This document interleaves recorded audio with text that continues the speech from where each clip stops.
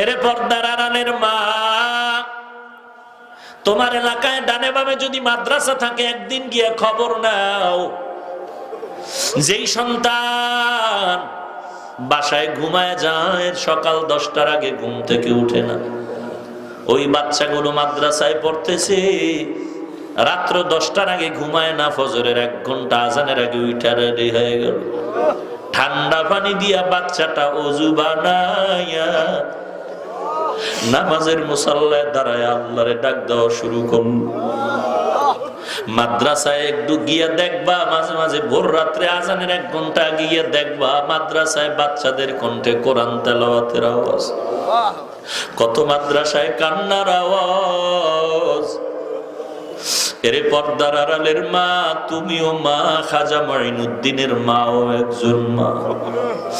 এরে ভৈরবের মা, তুমিও মা,